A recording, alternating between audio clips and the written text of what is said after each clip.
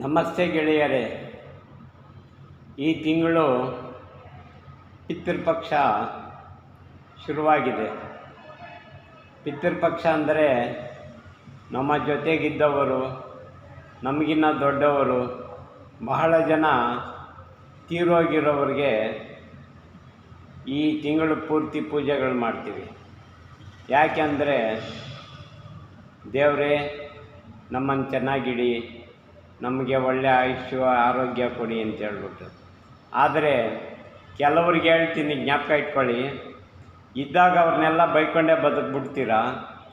ತೀರೋದ್ಮೇಲೆ ಎಲ್ಲರಿಗೋಸ್ಕರ ಬದುಕಿರೋವ್ರ ಮುಂದೆ ನಾನು ಪೂಜೆ ಮಾಡ್ತೀರಾ. ನಿಮ್ಮ ಆತ್ಮಸಾಕ್ಷಿಯಾಗಿ ಹೇಳಿ, ಅವ್ರನ್ನ ಯಾವತ್ತೂ ನಾನು ಬೈದಿಲ್ಲ ಅಂತ, ಆವಾಗೇ ನೀವು ಪೂಜೆ ಮಾಡಿ. ಇಲ್ಲ ಅಂದರೆ ನೀವು ಪೂಜೆ ಮಾಡೋಕ್ಕೆ ಹೋಗಬೇಡಿ. ಇನ್ನೊಂದೇನಪ್ಪ ಅಂದರೆ, ಬದುಕಿದ್ದಾಗೂ ಅವ್ರನ್ನ ಅದು ಬೇಕು ಇದು ಬೇಕು ಅಂತ ಕೇಳ್ತೀರಾ. ಅವರು ದೇವ್ರ ಹತ್ರ ಹೋದಾಗೂ ನನಗೆ ಅದು ಕೊಡು ಇದು ಕೊಡು, ಹಂಗಿರ್ಬೇಕು ಹಿಂಗಿರ್ಬೇಕು ಅಂತ ಕೇಳ್ತೀರಾ.